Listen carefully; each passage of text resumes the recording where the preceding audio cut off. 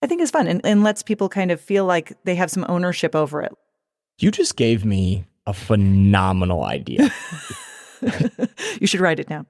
I mean, like if I'll speak it and then I'll re-listen to the pod. I'm going to need my technical co-founder's buy-in in order to, we'll just workshop this live on air.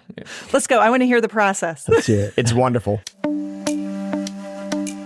Finding the right tools to manage daily tasks can make a huge difference for neurodivergent folks. How can technology make note-taking easier for ADHDers? What are the best strategies to increase efficiency without sacrificing self-worth? Today we're chatting with two guests, ADHDer Joe Steilberg and former Google employee Parker Klein.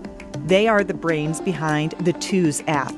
They'll share their story, weigh in on the paper planner versus digital debate, and we end up coming up with a new idea for a feature on the app. So does that make me a programmer? That's coming up on episode 228. I'm Emily Kircher-Morris, and this is the Neurodiversity Podcast. What is neurodiversity? You see the world differently. Autism spectrum. Gifted. Complexities that are inherently inside. ADHD. Dysgraphia. Tourette's. All brains are different. You are exactly what this world needs. This is the Neurodiversity Podcast. If you are looking to expand your advocacy efforts for neurodivergent children and teens, or you're thinking that you'd like to take a deep dive into what neurodivergent young people need, you should check out the courses we've created and have available on the Neurodiversity University online learning platform. And for the summer only, we have an amazing discount for our podcast listeners.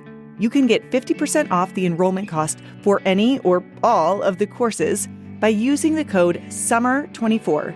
That's SUMMER24 when you register. Just go to neurodiversity.university and click on the Courses tab at the top of the page, or click the link in the show notes to be taken right there. Okay, Parker and Joe are here with me next. previously on the Neurodiversity Podcast. It's not just the accountability piece. I think kids build self-esteem from being accountable and successful when they do things independently. And I think sometimes when we swoop in to save them, we steal their self-esteem a little bit. Mm-hmm. And that I think is can become a slow development of learned helplessness. And I completely do not think the intention is negative from parents at all. It's not malintended. It's meant to be helpful. But going back to just like your physical muscles, you have to let your children exercise those executive functioning muscles, even if it doesn't always work out. That's episode 222. Find it wherever you get your podcasts.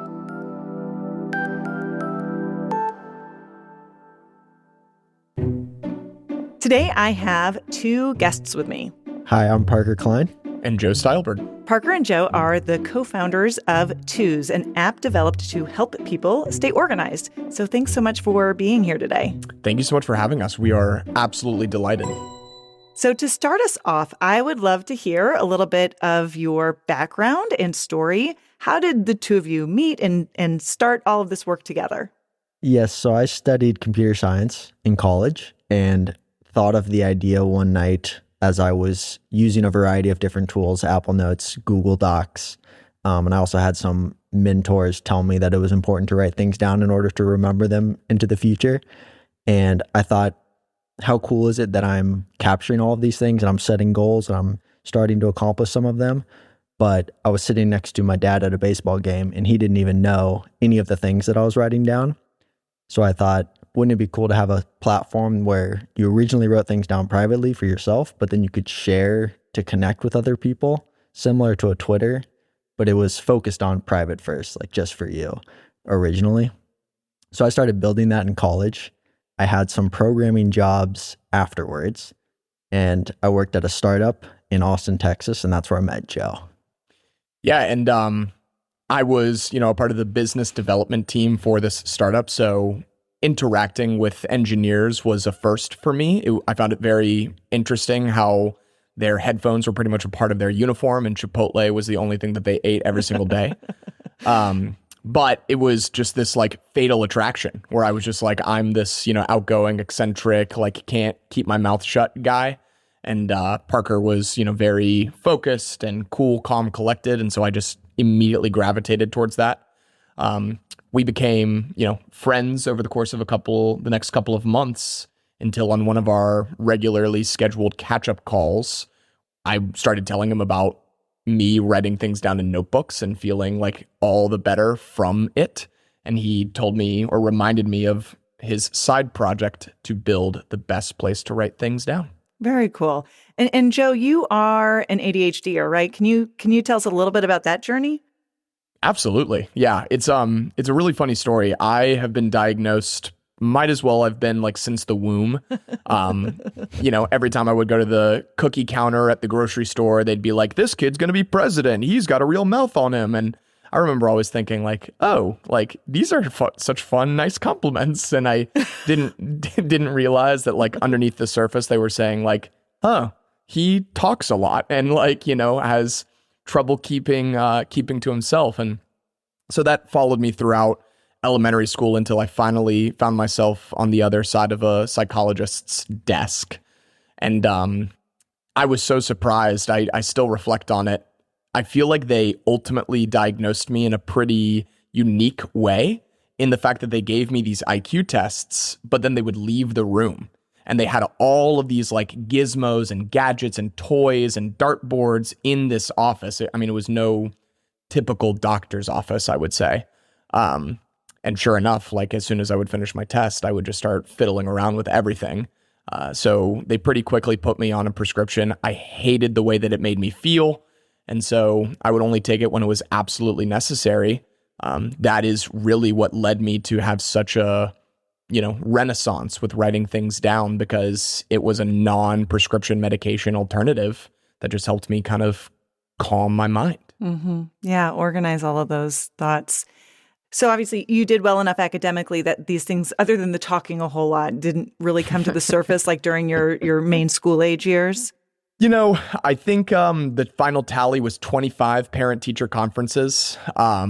So I definitely was causing a little bit of a ruckus. And I think that the trope now is that, teachers are over-prescribing medication in order to, kind of get control over their classroom. Mm-hmm. I was lucky to have grown up in the era where it was still a little bit of, a peculiar thing to put a child on stimulants, mm-hmm. Especially when it just didn't make me feel good. Mm-hmm. So there was a balance. It was a balance of like, we would like him to be able to focus better, able to study more.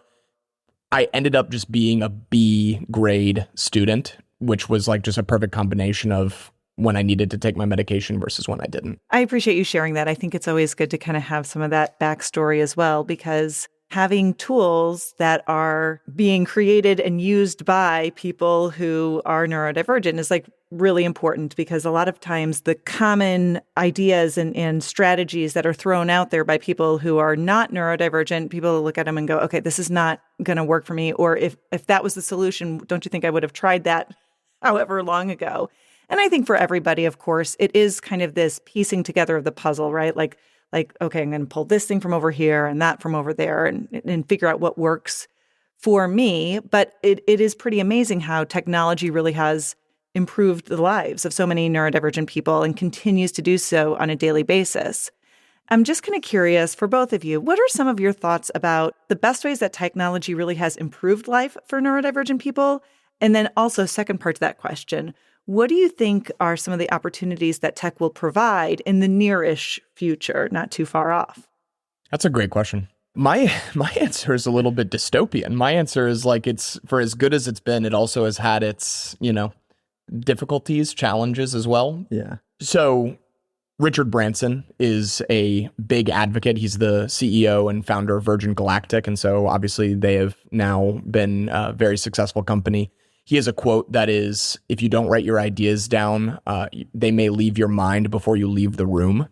And so that is one of the pieces that I've found so amazingly beneficial about using tech as it relates to coping with ADHD, is just in a lot of my life, I felt like I've always been the one to raise my hand. Like I've always been the one who wants to say something or blurt something out.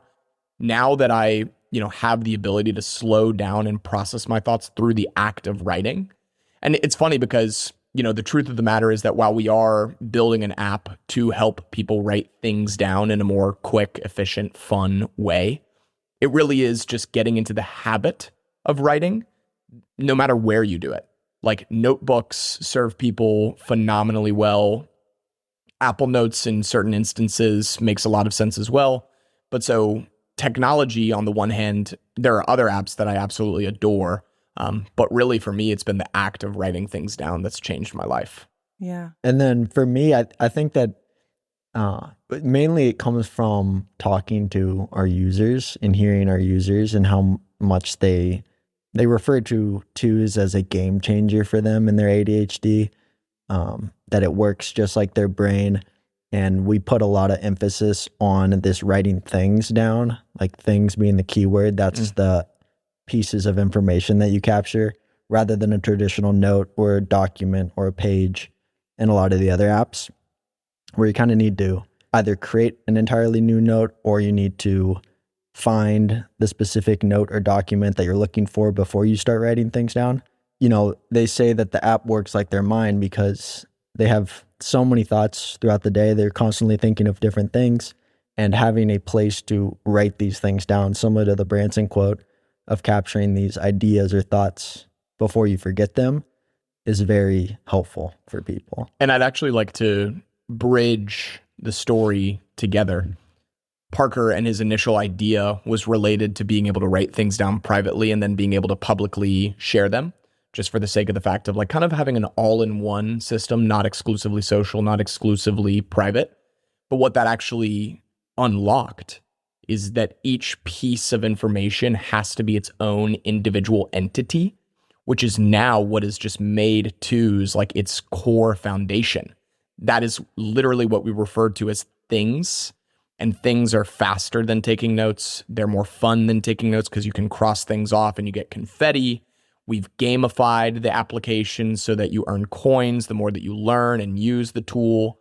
So all put together, there is so much more innovation and tech to be had around a concept that's been around literally since the dawn of time, to, now kind of see that ADHD people specifically are leaning towards it. They're like, this works better for me than any other system has before. So I have a confession. Although, Joe, you said maybe that you kind of like writing things down on paper, but I have my paper planner and I like using my paper planner and I have a hard time. I suspect that probably someone might have to pry that old-fashioned paper planner from like my cold dead hands. Like my husband, who's the tech, all of the things, he's always like, why don't you use an app? Why don't you find an app? You would always have it in your pocket. I'm like, well, I pretty much carry my planner with me everywhere I go, like a little security blanket. Convince me otherwise. Like, what am I missing out on? What would be different about trying something like this? I mean, there are many benefits to technology. I think it's very important to be honest with yourself and figure out what's going to truly work for you, because that is what matters. Like, did you write something down? Did you take the time or did you not? In a lot of cases, technology allows you to do things like search or resurface information easier. You don't need to go and find the physical notebook, flip through the pages. You can set reminders with it. You don't need to make sure that you're looking at that one page. You maybe don't need to rewrite things. If you want to reorganize things, you can just select some of these things, move them to a different day or to a different list, rather than, flip through the pages, rewrite things. So there are a lot of small technological improvements, but it really is most important just, are you using it or are you not using it? Well, and to take a page out of your book, no pun intended, as it relates to your security blanket, have you ever misplaced your paper planner, or do you keep it attached to you at the hip? It pretty much goes everywhere I go. I mean, there have been times when I've ended up at work without it, but I've also done that with my phone. So I don't. But you're much more likely to notice if you don't have your phone, probably, I guess is what you're kind of getting at, than like I'll get all the way to the office and not realize I don't have my planner. And accessibility really was so I actually was like you. My dad recommended that I start to write things down to manage my ADHD. I had just graduated from college and it felt like life was coming at me a mile a minute. And I was legitimately so, overwhelmed with the lack of structure and the lack of like path, if you will, that I called him like in an absolute panic saying like, what do you recommend that I do to help, get control of my life? And he's like, you need to write things down. And that was before Parker and I had really connected on this. So I actually turned to notebooks and I went through 5 notebooks in like 6 months. I mean, I just would write down everything. And I loved how fast it was. I loved how fluid it was. I loved how it just kind of helped me, give credit for what I had done and who I had met. So then, in a lot of ways, we really are just trying to create digital paper. Mm-hmm. We want to create the fastest, easiest, flexible, accessible place. And we've always said that we do believe that paper is our primary competitor because, people love paper. The thing I like about paper more than digital stuff when I think about it is the ability to like see everything, open it up and I can see all of the things and kind of scan, where sometimes I feel like when I'm in a digital space, I kind of get lost flipping back and forth between different pages or different tabs or whatever. Maybe that's just me. I don't know if that's something else that other folks notice as well, but. Well, and the truth of the matter is that like exactly what Parker said, we understand, as a matter of fact, it's like our mission. Our mission is for people to experience the benefits of writing things down. Mm-hmm. And the fact that you have that through your paper planner literally brings us just as much joy as if you were to use Toots. Mostly because that is why we are designing it and developing it the way that we are. We want to make it fun. Mm-hmm. We want to make it free. We want to make it no ads. The first line in our privacy policy is you own your data. All of these just common sense decisions that we're making as a company directly relate to just giving people the lowest barrier to entry to be exposed to the benefits. Mm-hmm. No matter what works best for them, we're happy about. I want to talk for a minute about incentives because I will admit that my paper planner does not have confetti nor coins. And I frequently talk about how, especially when we're supporting young people, right, who are neurodivergent, we talk about motivation. The common carrot and stick method of motivation really isn't effective when it's somebody externally who's implementing or enforcing that. But you can definitely tie incentives to self-regulation. So what are the things that you've learned about integrating incentives to help people improve their executive functioning?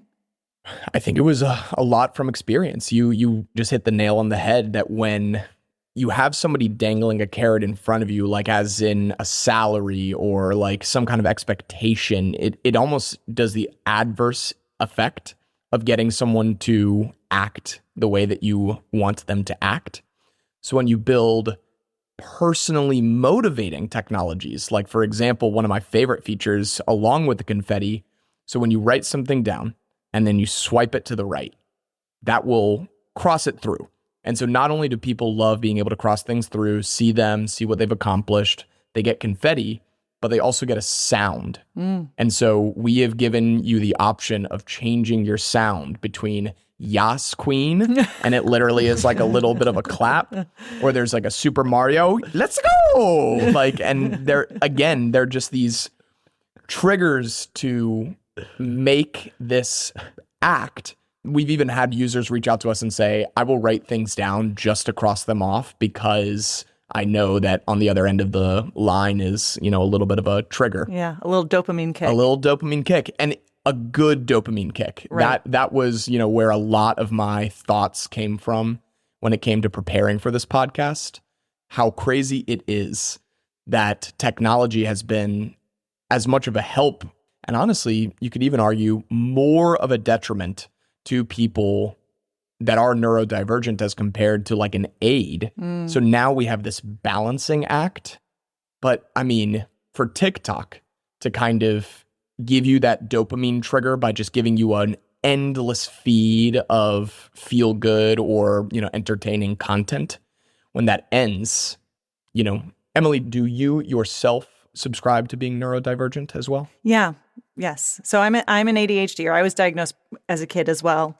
And there are some other things kind of floating around out there, but that's one of the official ones that I've got. Well, then I'm glad to hear it, because at least for me, and something I just learned from a podcast that I was listening to recently, is that when we are at this level of dopamine release for such a long time, and these companies are specifically designed to keep you on the platform for as long as possible so that they can get more data and serve you more ads, but then your baseline falls.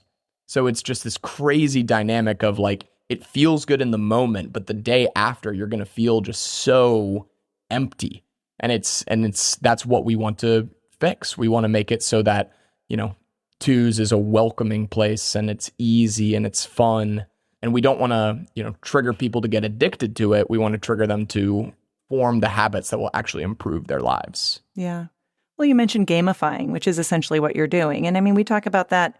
I do a lot of work with educators, and we talk about gamifying things even just in the classroom, but not like in a way that we don't want it to feel like bribery, but it's a way to just increase that novelty, which does help increase level of interest, level of motivation. It doesn't negate anything else. That's part of that process. It can just be integrated into it, which I think is fun and lets people kind of feel like they have some ownership over it. Like, I feel like I'm making some progress here. You just gave me a phenomenal idea. You should write it down. I mean, like, if I'll speak it, and then I'll re-listen to the pod, and then I'll make sure to capture a note of it. But also, I'm going to need my technical co-founder's buy-in in order to.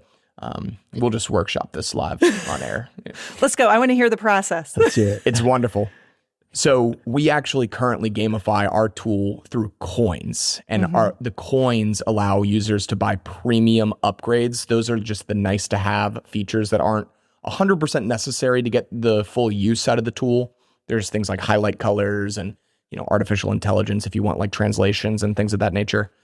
But what she made me think of is that currently we are the carrot dangle stick. We're saying, make a to-do, cross something off, like visit your settings, things that we want them to do, but they don't necessarily have the personal intention or motivation of doing.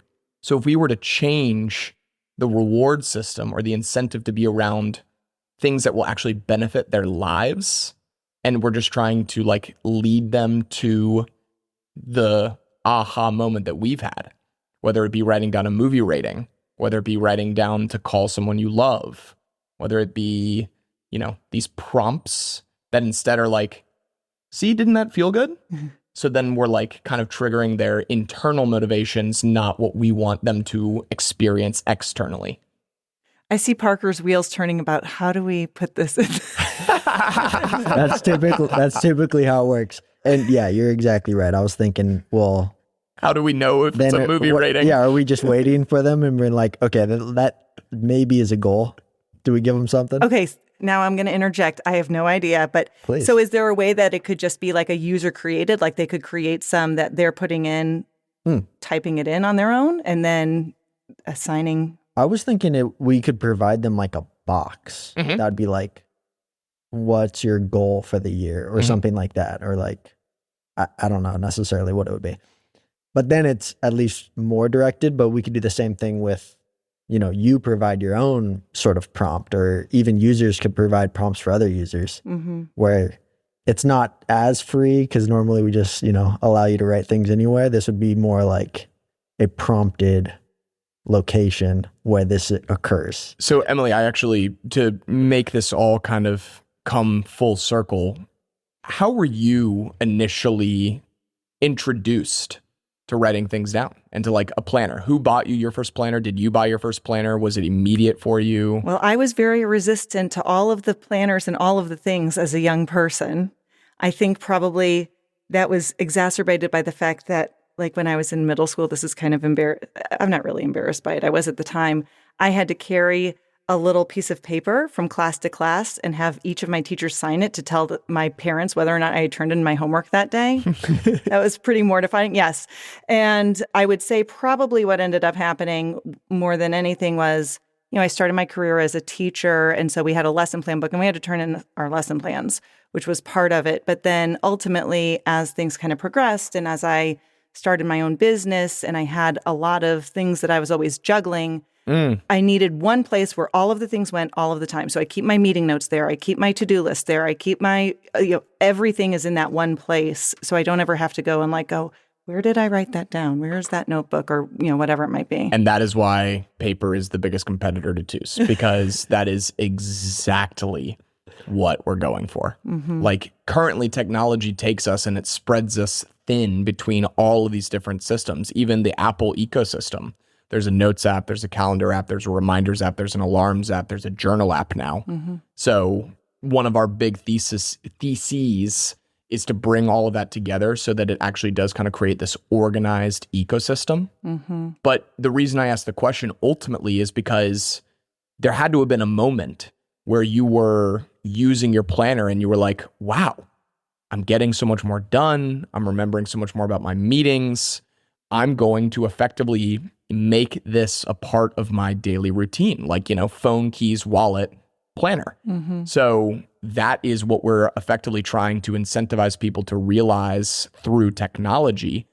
And I bring back up the rewards system because we want people to take their meeting notes in twos. We want them to experience what it's like to have that central place. So if we can properly gamify around those aha moments, then, hopefully it clicks a lot sooner for people. I'm curious, you've mentioned a couple of times the social component of it. How have you integrated that? Originally, it was like a twos-sided platform. It's not where the name came from, but that's why it was called Twos in the first place. But basically, next, you would write a bunch of things down, these individual pieces, and they're separate. It's not just like a standard document. And then next to each thing, there was a peace sign where you would click on the peace sign, and then that thing would be public. So then you would go to Two's World, or at that time, it was just called The World, and you would just see the things that other people have shared. And you could, similar to the Facebook like button or the Instagram heart button, Two's was a peace sign button, like spreading peace, celebrating things. And we have a similar system today. We actually removed the social side in version 2. It wasn't at the beginning of version 3, but now we've brought it back. And it's basically the same thing. There's just like a world view that can be in your tab bar. It doesn't have to be in your tab bar. But then you can see things that people have shared. So you can select one or multiple things that you would like to share with other people. Or you can share an entire list of things. So if you have like a movie ratings list or a Tampa recommendations list, it doesn't really matter what it is. And then the last tab in the world is templates. So people have like a daily routine template that they follow, or maybe like a meeting notes template that they created. You can also discover and save those from other people as well. And what I find so amazing about Two's World is that, again, it really is just a part of this thesis to build the best place to write things down. In a lot of instances, the things that we write down are things that we want to share. They are recommendations. They are movie ratings. They are recipes. So we knew that there was going to have to be a sharing component, but we actually didn't reintroduce it to the platform until relatively recently. Fast forward. I actually was having this reflection this morning, and I still don't properly know how to like contain this excitement or like to deliver it in a way that like is novel other than what I've personally experienced. But because Twos is a place to write things down privately first, we're seeing that the things that people are sharing are so globally beneficial to humanity as compared to what you see on Twitter or Facebook. It's like, because I'm writing this down to add it to my own database of knowledge, a quote, a thought, a memory. I'll just read some examples of what's being posted on Two's World, and I don't think it'll sound like anything that you see on Twitter right now because it's just not that kind of place. So 2 hours ago, somebody shared, the answers that you're looking for are not on a road you've already traveled. Somebody else shared, the chief desire of man is not pleasure, it's meaning. Man is most tempted to distract himself with pleasure when he lacks meaning. Somebody had written a note on Parkinson's law, work expands so as to fill the time available for its completion. Again, like if you scroll the feed, you'll realize that it's just people helping people improve. And it's just such a powerful thing when it feels like everything that you read on LinkedIn nowadays is how I made $100 million in 7 days with this one simple trick. And it's like, okay, tell me the trick. Like, you know. If only. If only. It's unique. It's unique. And it gets me so excited because like in a world where, you know, the Two's guys can prevail, I would love a world where we get to like tell people how we're building a healthier version of social media. Like not one that, you know, wants to steal your attention, but wants to give you knowledge. Yeah. I like the idea of being able to share more than just a to-do list. Yeah, those are some of my favorite things that I write down is like the random thoughts that you kind of, maybe like you're in the bathroom or, you know, you're on a walk or something. I have good thoughts in the bathroom. And they're things that you think and that really make an impact on you. But when you actually take the time to like slow down and write them down so that you can actually like remember them and revisit them later on, those always have more of an impact on me than like the random to do that 100%. I know I need to do, but yeah, no, that's awesome. This has been such a good conversation, but it brings me to our last question. So if you were wanting to encourage someone who's struggling with just the day-to-day requirements of getting organized and getting things done, what would you tell them? What suggestion would you have other than downloading the app? I'm going to make you think outside the box just a little. I think we could probably say it at the exact same time. Okay. You ready? Now I'm scared. All right, we're going to say it. 3, 2, 1. Write things down. Just write things down. Like it is truly, it's an art. It's an art to be able to take all of these thoughts and dreams and aspirations and goals and quotes and to-dos and all of these things. And again, that is our thesis, to build an all-in-one, quick and easy place to write things down, because it has drastically improved my life. And I think that the recognition that we've received from the ADHD community, just kind of reinforcing that, is something that like has given me my meaning. Like my meaning in this world at this stage is exposing people to the benefits of writing things down, because it really does. It's such a simple piece of advice, but it has such, you know, reverberating impact if you take it seriously and you form a habit out of it. Yeah, and I would add just, Emily, you probably have experienced, you know, opening a new page in your notebook and just like listing out the things that you need to do or the things that are important to you or, you know, goals that you want to achieve. I love that practice. Like in Two's, it's called a list. But I love just like creating a new list and just writing down like, these are if I'm feeling overwhelmed, these are the things that are important to me. These are the things that I want to do. Sometimes it's a list of things that I don't want to be doing, like I want to stop doing. But you know, we can find a lot of peace in like getting clear on things. And a lot of times our minds aren't good at doing that. They kind of run in these loops and continue to tell us things. But when you can like list things out, you gain a lot more clarity and you know like how to progress. And how to come back. Like it happened to me today where, you know, I was feeling some type of way, whether that be because I didn't eat, whether that be because I didn't sleep well last night. But then I recognized that I had written down just a few things that I was thinking and needed to do today was able to go back to my list, see it right there. And it gives a certain peace of mind that it's hard to even fully, it'll be a long and arduous road to get people to realize how writing things down is different from, everything else that is available in the world. But it is our swan song, and we're here to keep doing it until it makes the impact that it can make on the world. Awesome. Parker Klein and Joel Steilberg, thank you so much for your time today. Thank you, Emily. Thank you, Emily. I often think it takes a neurodivergent brain to understand the barriers we face and then be able to come up with solutions that will actually work. Too often, the quote-unquote tried and true solutions for what works for others just don't quite click with our brains. But the benefits of finding ways that work for you, writing things down with whatever system works, or connecting with other people online with a sort of virtual body doubling, can accumulate small bits of improvement and build confidence and make progress over time. And don't worry, if you try one thing and it doesn't work, there are lots of other ideas out there that are worth giving a shot. I'm Emily Kircher-Morris. I'll see you next time on the Neurodiversity Podcast. No one ever knows where we heading, where the story goes.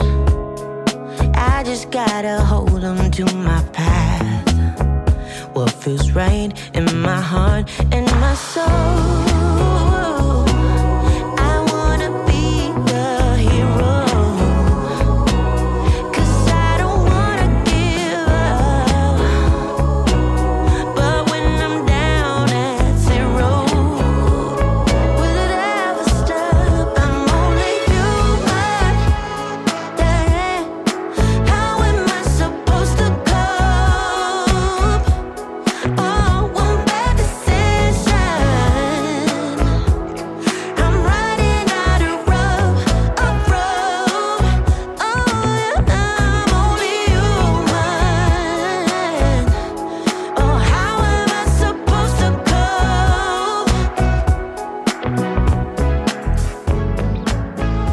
Thanks again to Parker Klein and Joe Steilberg, creators of the Twos app. For a link to more info and to the app, check the show notes.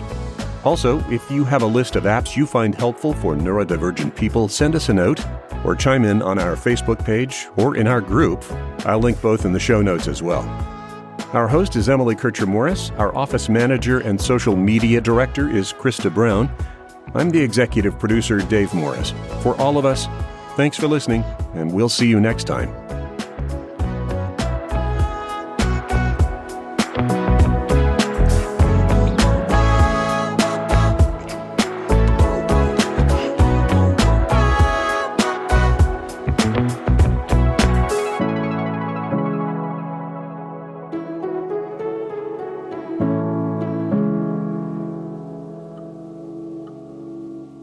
This is a service of the Neurodiversity Alliance.